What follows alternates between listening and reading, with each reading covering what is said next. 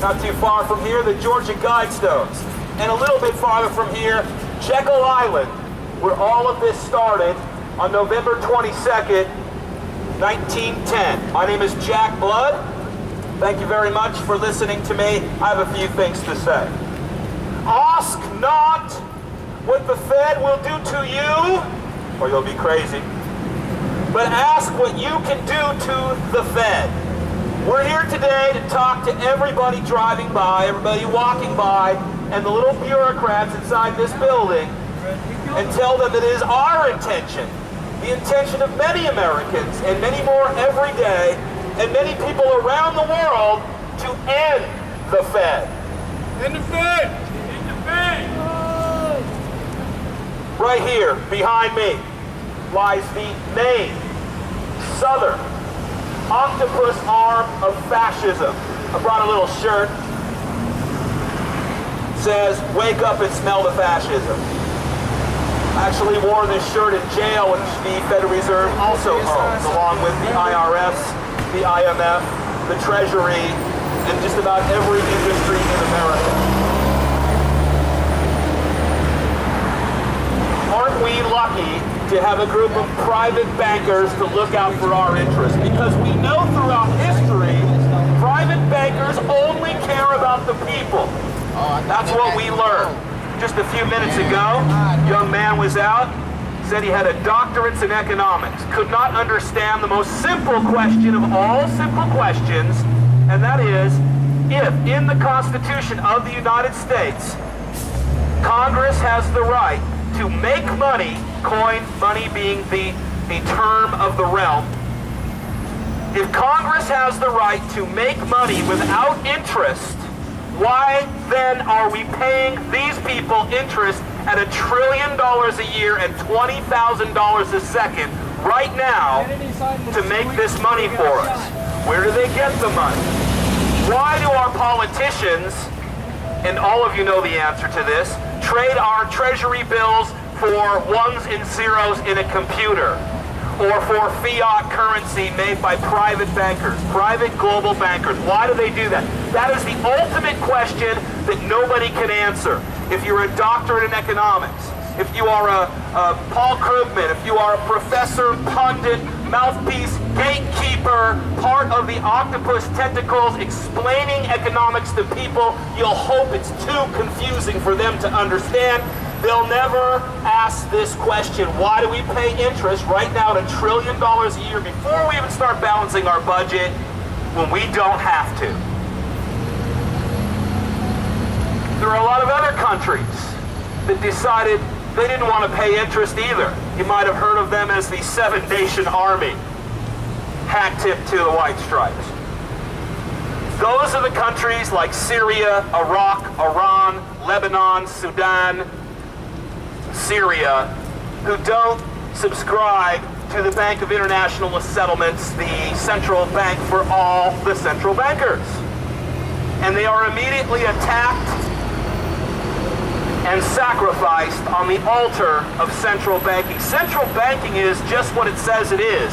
It's centralized. Our goal is to decentralize. What should be important to the people of Georgia is what happens in Georgia, not what happens in Mexico, not what happens in Saudi Arabia, or what happens in China. This is the main arm of fascism. $85 billion a month in Federal Reserve lending, so we can afford $1 trillion a year, $20,000 a second, and interest-only payments. Interest only. You're not paying the principal. Guess why? It's unpayable. $23 trillion has been created, and through fractional reserve lending, loaned to the countries of the world, to the biggest corporations, the biggest banks, the Goldman Sachs, the Citibanks of the world, the JP Morgan Chases of the world, and by the way, loaned at no interest at the discount window to the very people that own the Federal Reserve. In a sense, they're giving themselves money, using it to create monopolies, and charging you for the privilege of doing so. Why are the poor getting poorer and the rich getting richer?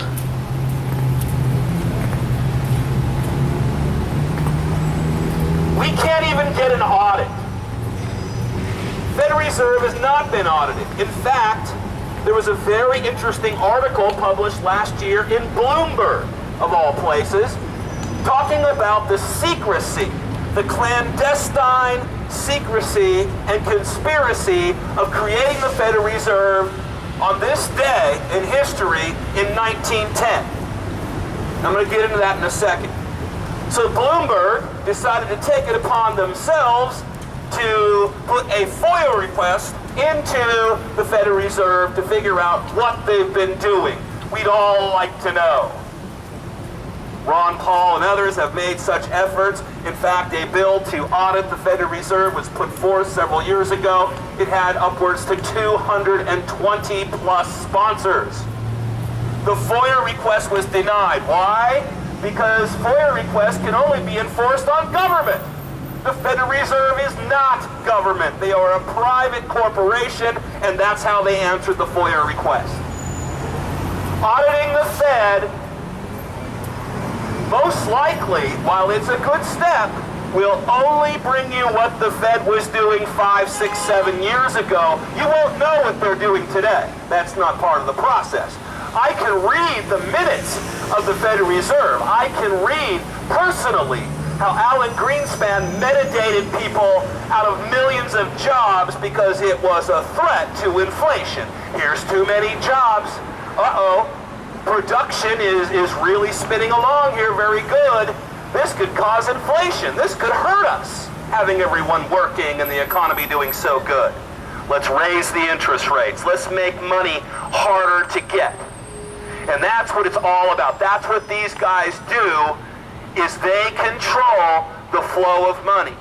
While they might be printing 85, and printing again is really a metaphorical word, they just type it into a computer, and that's exactly what this bank does, besides approving checks and governing over, managing, and making sure that all the member banks follow the regulations. That's what they do.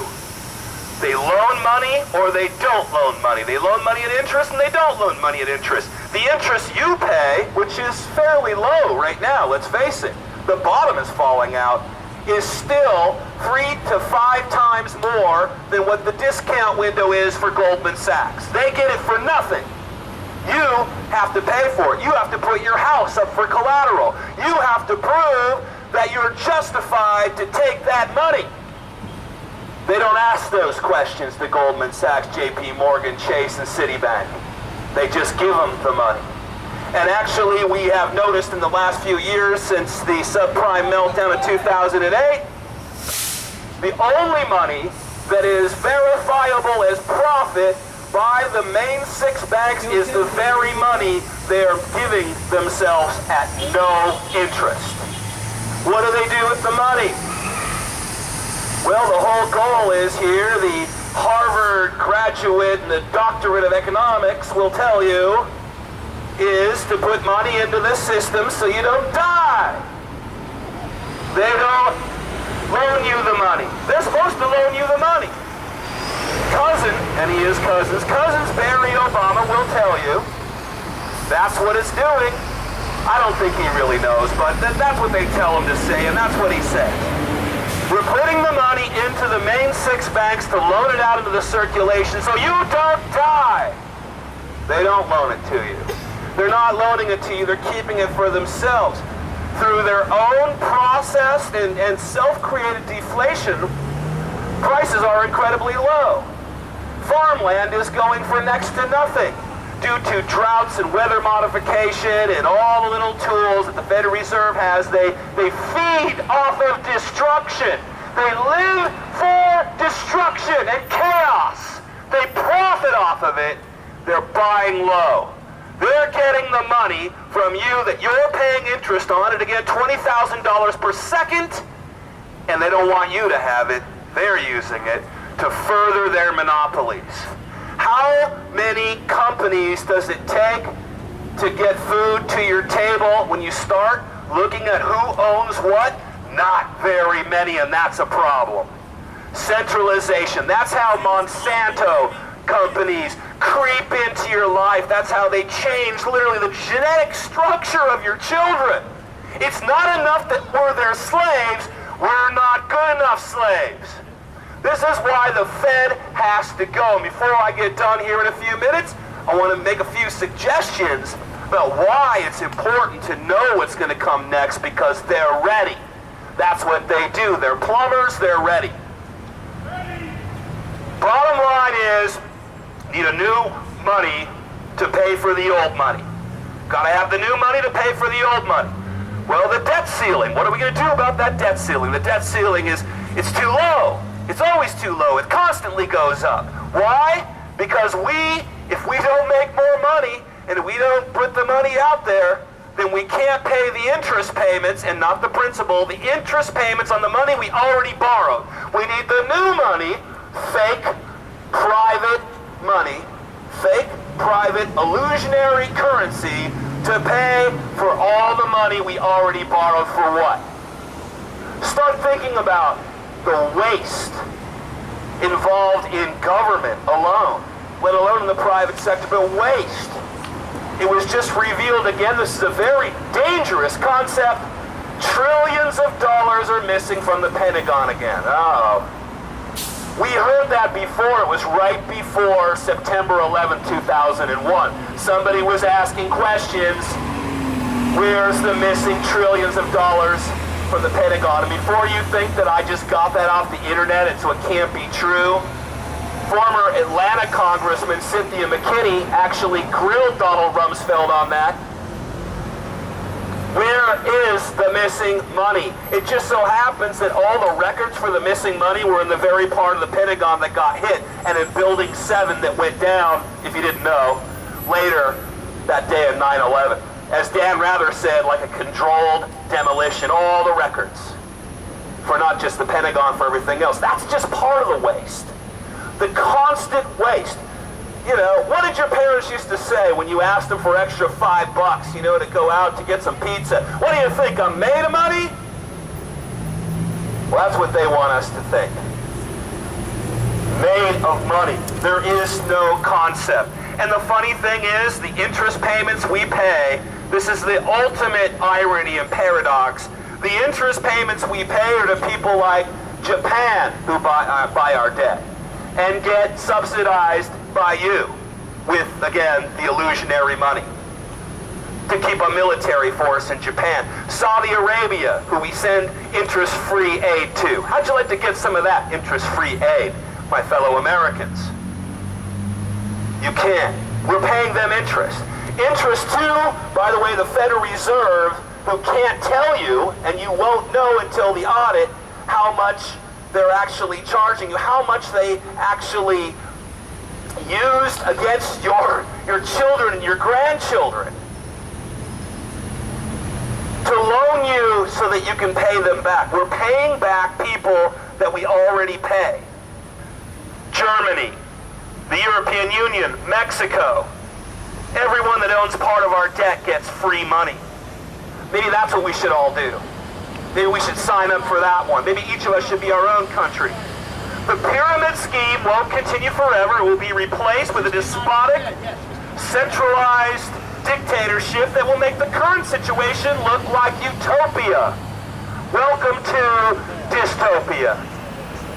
Mayor Amschel Bauer Rothschild, who sent several agents, including Paul Warburg and others, to Jekyll Island in 1910 on November 22nd, once said, and his son repeated it, N.M. Rothschild, of the Rothschild banking dynasty, who became a banking dynasty off of lying about the process of war and controlling information. He once said, "Let me control a nation's money supply, and I care not who makes the laws."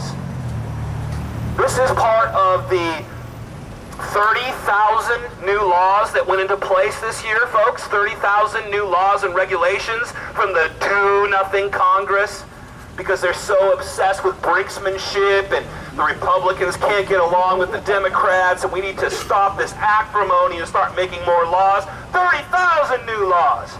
30,000 new laws. They're going to cost upward to $500 billion just this year alone in compliance. I mean, I care not who makes the laws because I control the money supply. which gets into the ultimate principle of decentralize and repeal, all laws are selectively enforced and political in nature. It doesn't matter. If the congressman gets caught for drinking and driving, he doesn't go to jail. If the football player gets caught, he doesn't go to jail. If somebody who knows somebody, or blows somebody, or is cousins with somebody gets in trouble, they don't get in trouble. They don't have to subscribe to the rules, the regulations, the laws that you have to subscribe to because they have lawyers on retainer. And the lawyers have a direct conduit into the Federal Reserve Bank of Atlanta, Sector 6. And that's pretty brazen. It's pretty brazen when you take control of the United States money supply and then you just brag about it and say, I don't even care.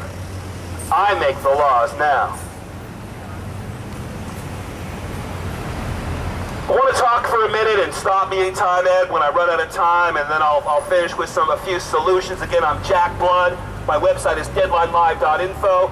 I just published a show today on JFK and Executive Order 11110, which we think contributed to the death, the assassination, the murder, the coup of John F. Kennedy this day 50 years ago. And we get into the Federal Reserve on a lot of different levels, but one of the best things we did in that show was how to understand the Federal Reserve in 3 minutes without being a doctorate of economics. Just anybody can understand this, people call it a Ponzi scheme. I, for symbolic reasons, bureaucrat call it a pyramid scheme. Pyramid scheme. It's a machine that thrives off of laws, crime, sickness, destruction, surveillance, prisons, extortion, crisis, suffering, repetition, sectarian violence, slavery, dogma, cyclical consumption, planned obsolescence, and you're the loser. They don't believe in the free market that they preach, that we pay them to allegedly defend, allegedly. They see efficiency as degradation. They see competition as a sin. They are the invisible hand that Adam Smith spoke of that would run the free market. The invisible hand. A lot of people who interpret that as that Adam Smith was talking about God. God would run the free market. God's busy. These people are your gods. Bow to your gods. Bow to Zod. Oh, none of you want to bow to your slave owners? It's bureaucrats. Come on. It's middle managers working here at the Atlanta Federal Reserve, pushing buttons without souls or empathy that control and affect all of your lives for all of your lives. 100 years ago, 2010, November 22nd, who really owns it all? Who really owns us? How did it happen? We had a first central bank.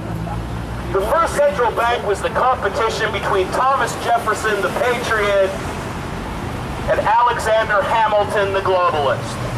Hamilton was all too ready to hand our economic circumstances over to foreigners. We literally were days old in this country, and Thomas Jefferson said, if we let these central banks come in, our children will all be slaves, to paraphrase. The first bank went down, and I'm going to give James Madison and the Congress credit for taking the first bank of the United States down. The second bank was taken down by President Andrew Jackson. They had the temerity, the hubris to put him on the $20 Federal Reserve note as kind of a joke on his grave, is alleged to say, I killed the banks. His most famous quote, Andrew Jackson, was, I will root you out, and by God, I will root you out. We stand in the same situation with much more dire consequences, with much more to lose. with so much more time and incrementalism between it all. And I say we have the same objective. We will root you out. By God, we'll root you out. The Federal Reserve. They're not federal, and they have no reserves. This is the third central bank. We've already killed 2 of them. Does anyone here believe we can do it again? Yeah! You hear that? See, this is a very small group of people out here representing, and this will all be out on YouTube, and millions of people could watch this video right now. I know you're up there listening to us in your ivory tower. In your fascist ivory tower, you hear us, you've heard it before, but you've never heard the truth war drums like this. When Bloomberg.com is telling people about how you all put this together, how you cheated Americans, how it was not ratified, the Federal Reserve Act of 1913, how you lied to everybody, coerced, extorted, and bought off everyone to do this, the secret's kind of out. When Rush Limbaugh talks about how they print money out of thin air, when Dylan Ratigan and MSNBC, General Electric, Comcast says they're printing money out of thin air, when Joe Scarborough and MSNBC with Mika Brzezinski says with the debt ceiling problem, the man from Goldman Sachs comes down and makes the rules. The man from Goldman Sachs will go see Obama, and he'll end this debt ceiling debate crisis. I think your secret's out. It's not a secret anymore. Now it's just a matter of what do we do about it. December 1913, Congress was in holiday recess. Can you imagine something as important as who's going to run the economy passed on December 23rd this year? All the opposition was gone. They were back home, at home, hopefully spending time with their family, probably doing a little campaigning, the usual suspects doing the usual shite. When they came back and they found the Paul Warburg draft, Rothschild draft at Jekyll Island, edition of the Federal Reserve and its alternatives, they were outraged. Why did they have to do it in secret in the first place? Why did they have to get in a black train in the middle of the night and call it a duck hunting expedition at Jekyll Island, Georgia? Because the people wanted nothing more to do with the central bank than they want to do with it today. So the opposition came in and they said, hey, how are you going to do this? We don't like this. And they said, you know, we're going to call you in the media, which we also own, economic terrorists. We're going to tell people how you hate their freedoms, how you don't like them, don't want them to prosper, how you're evil, and we've got all the guns that say we're right. In the same way today, if you question the war on terrorism, you are aiding and comforting the enemy. That's the same thing they used to get through the Patriot Act. They did it in the same way, in the same fashion, with the same bribery, extortion, blackmail, murder, that they did with the Federal Reserve Act in 1913. Trains full of the country's most influential VIPs from the shadows in the dark of night to go duck hunting. Nelson Aldrich from Rhode Island, who was, by the way, married to the daughter of John D. Rockefeller Jr. There's an impartial ruler, Senator Nelson Aldrich. In 1908, after, of course, the Freeland Act formed because of the crash in 1907. Man, are we ripe for that in 2008, 2013. This, of course, after Morgan deflated the bubble and came to the rescue. He said, I have all the money, J.P. Morgan. I've got several monopolies. I'll bail you out only if you do what I tell you. And the country was brought to its knees in 1908. That's what led to the meeting at Jekyll Island. Aldrich was also a personal friend of J.P. Morgan. Also there at the meeting, Abram Hyatt Andrew, Secretary of the Treasury, Henry Davidson, a Morgan business partner, Charles Norton, one of the stooges from the First Bank of New York, Benjamin Strong, Morgan's Bankers Trust. How do they put trust and banker in the same sentence? Anybody want to help me with that one?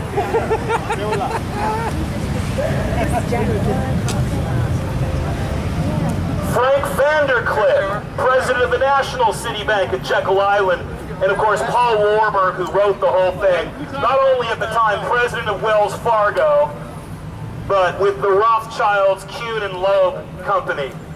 A German citizen at the time, he drafted the Not Federal, Not Reserve Act of 1913 on Jekyll Island. A brother-in-law to Rothschild man Jacob Schiff, who helped finance the Bolsheviks in Russia. Go again to my website, deadlinelive.info. We'll answer the question. We'll tell you. Bankers create the wars. The conspirators spent 10 days at Jekyll Island, largely arguing over the exact draft that came in with Paul Warburg. And finally, he won. Then they gave you a choice.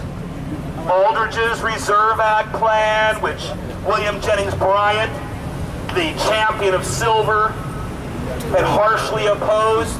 Eventually, after several horrible options, every option is bad, the Federal Reserve Act of 1913 went through again without ratification. Ironically, Woodrow Wilson, president at the time, got that way by promising the bankers what they wanted to hear. Came out later in 1919. He's campaigning. He's out there campaigning against the bankers. He's campaigning for economic reform in this country at a time we really needed it, and they bought him and they paid for him. He went through with it and later came out and said, paraphrasing, he had ruined his country and put it in the hands of a few men. Again, the invisible hand of the not-so-free market. I believe that at least as a stepping stone, the free market is the only non-utopian choice for us to vote with our dollars. We have dollars, we have money, this is the system. You start voting with it, you start thinking about, does that money go to Goldman Sachs? Does that money go to Walmart? Does that money go to Monsanto? Where's my money going? You'll begin to understand the real vote that can't be fixed. And before you say that I'm living in utopia, I'll remind you we just stopped a war against Syria. All of us here. Yeah! Everyone watching this. Everyone on FBI book, on NSA book. People that cannot be ranged in because someone has not convinced them all the way that they're complete, compliant little slaves. Stop the war in Syria. The central bank correction of centralization in Syria stopped it. And isn't it weird how you haven't seen any news about Syria since then? Not one blip, not one blurb, nothing. It's just completely gone. That was the biggest story, the biggest problem, the biggest crisis in the world. And now it's over. And nothing happened. I go back and I think about all the people that benefited from the death of John F. Kennedy 50 years ago today. One of those people, one of those groups, Kellogg, Brown, and Root, you might know them as Halliburton now, get part of this octopus monopoly that these bureaucrats put together. They just started hanging bankers in Vietnam, of course after the trial, because we're not savages. Hung them, prosecuted them, put them in jail as if they were the Knights Templar themselves, as they've done in Iceland, as they've been doing around the world. The entire world knows about your pyramid scheme. They know. They're just scared. I'm telling you, I see we have a backup here. I'm telling you, you have nothing to be afraid of except fear itself. I heard that somewhere. Probably from a banker's son.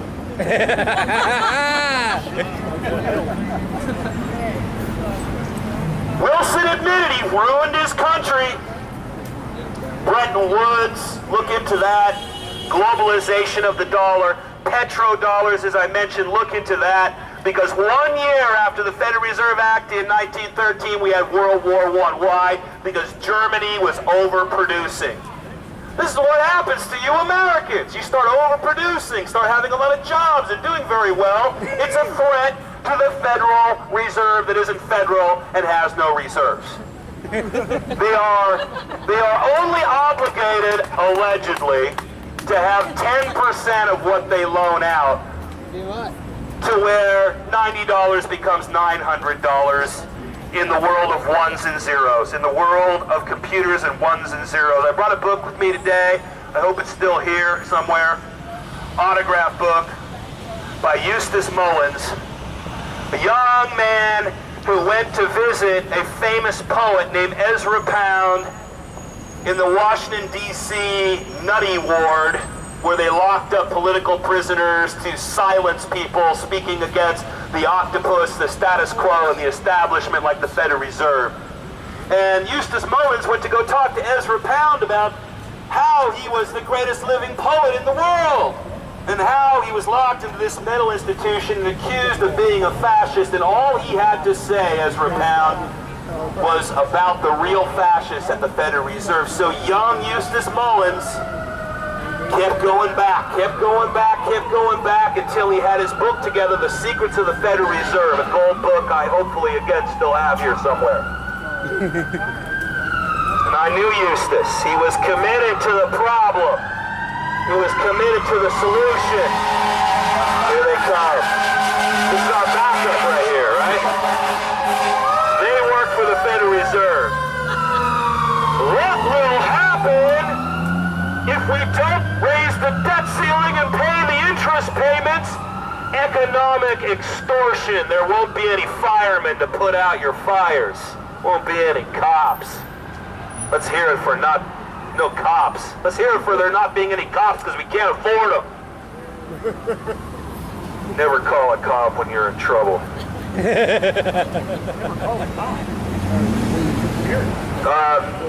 Bill Still made a movie called Money Masters. I can't give you the whole history and background. Please, Money Masters, it's free on YouTube. It actually provides some decent solutions. The solution would be, as a first step, we take the ability for them to make money and give it to Congress. That would be we the people. And as a very astute gentleman reminded me today, once the money is out of Congress, they just might be a little more trustworthy, but we're still going to keep our eye on them because any of them that betray that trust will be on trial and will face the consequences, will be made an example of. So the ultimate question again comes back to, why are we paying for our money from this private group at the Federal Reserve when we can make it ourselves? Is it fiat currency that's the problem? I mean, that's another problem. That's not this problem. If we create fiat currency, we the people, and we manage it, we oversee it, we look at the books, we're going to find ourselves in a much better situation. That's the biggest threat that they have. And already they have been scheming. In fact, many times I've thought to myself, maybe the whole end the Fed thing is coming from the Fed itself. Because they'd like nothing better to come in and fill that vacuum with global electronic currency. Electronic currency that's already been tested, electronic currency that you've already been somewhat conditioned to use. This is what we do with our credit cards. This is how we buy stuff online. Electronic currency that can be shut off for any bad slave at any time, whether that be country or citizen. They have the answer. They know what will happen if we end the Fed. Now we discuss and assume the sale, my friends, assume the sale. Now we discuss what the next move is. Let's assume that we will end the Fed. Let's assume it. We will end the Fed.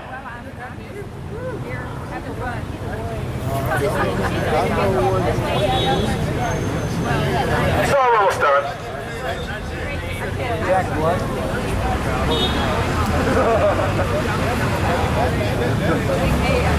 They set interest rates. They create monopolies. They loan money to themselves at no interest and charge you $1 trillion a year, $20,000 a second. Do we got that? Wesley Clark, General Wesley Clark, who was at Waco. They're taking your money, man. General Wesley Clark, that was the commander for Clinton in Kosovo. Clinton was a huge benefactor. Greenspan must have loved Clinton because he made a wonderful world for him, didn't he? I can't think of how many more terrorist incidents and whatnot, how much more destruction and damage we could have had during the Clinton administration. I don't think it could have been any more, but that's just how it is. He loved Clinton, and for some reason he didn't like George Herbert Walker Bush. You see, Janet Yellen is now up to be the consigliere at the Federal Reserve. She studied under Alan Greenspan. She watched the minutes, she knows how to watch the metadata and make the corrections when possible. And she's gone on record to not only say that the endless bailouts will continue endlessly forever, but that you saving money is just kind of stupid. You need to put it in the stock market. What's wrong with you? Look how good it's doing the stock market. It can't be another bubble, right? Bubbles don't even exist. Studied at the feet of Alan Greenspan. Alan Greenspan survived several presidents, controlled the economy for his people, again another bureaucrat, and left just before the crash in 2008. That was convenient. It's almost like he saw it coming and wanted Bernanke, Helicopter Ben, to take and he did, take the heat for it.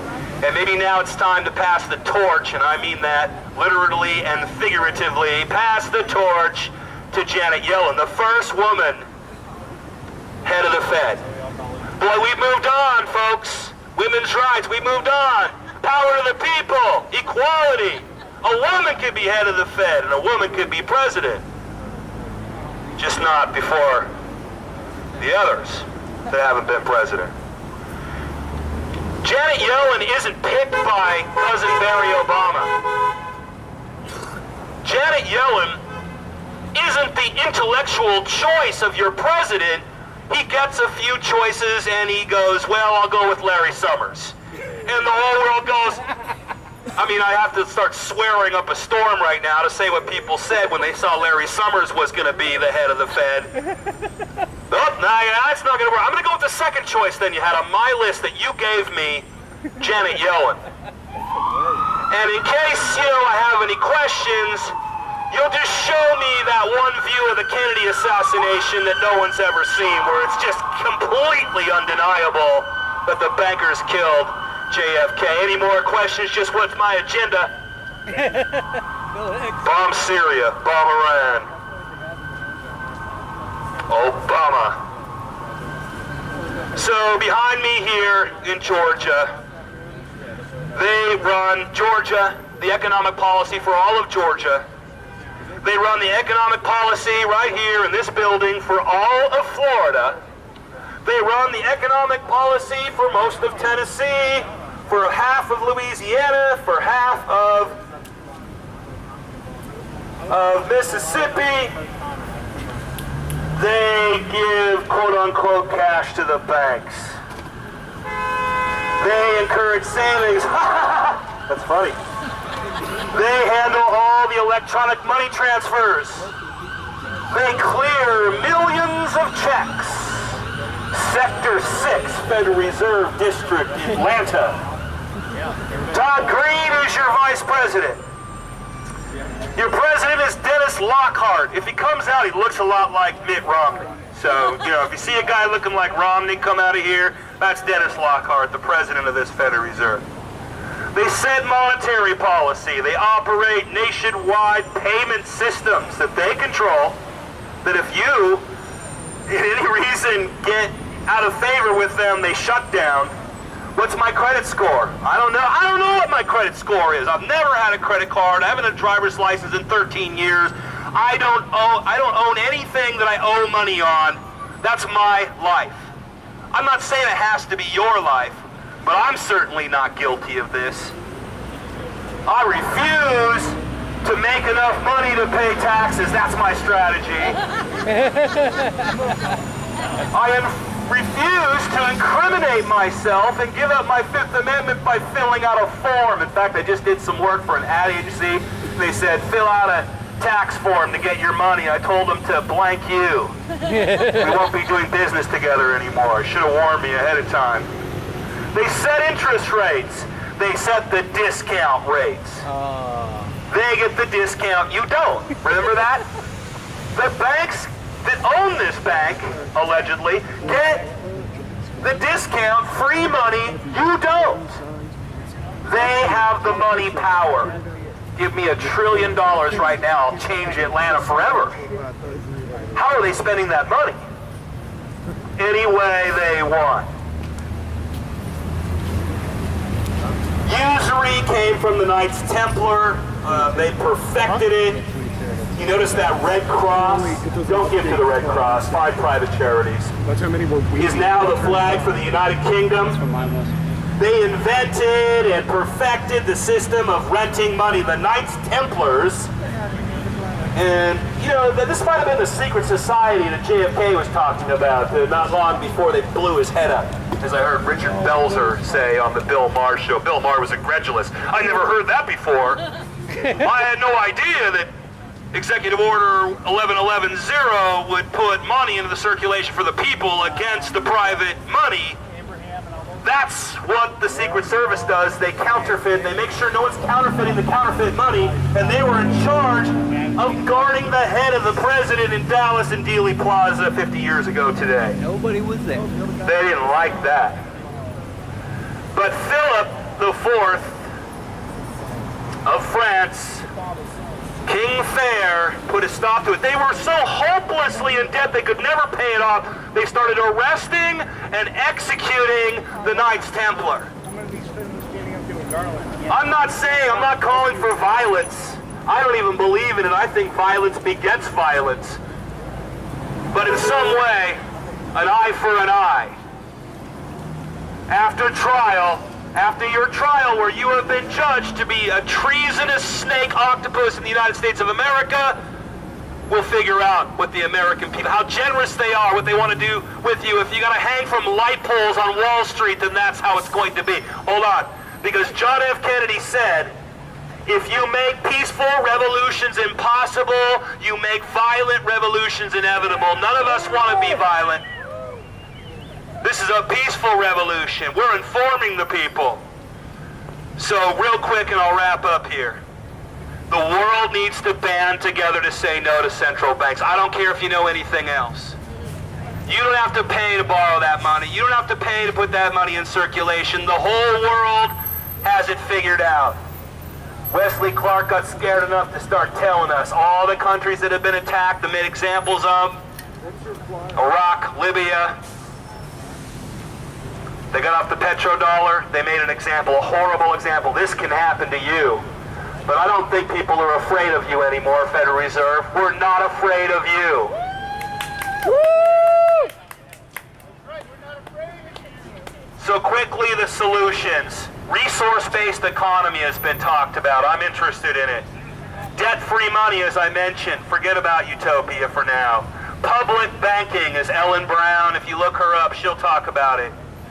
Whatever, we need a conference and agree on the plan of decentralized action after the repeal of the Federal Reserve, 100 years old this December 23rd, 1913. Happy effing birthday.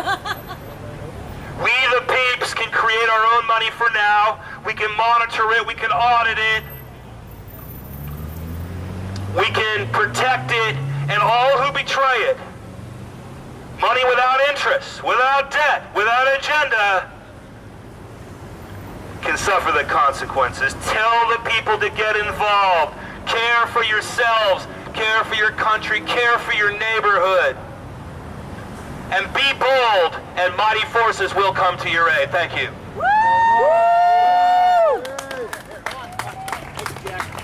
Thank you very much, Jack Blood.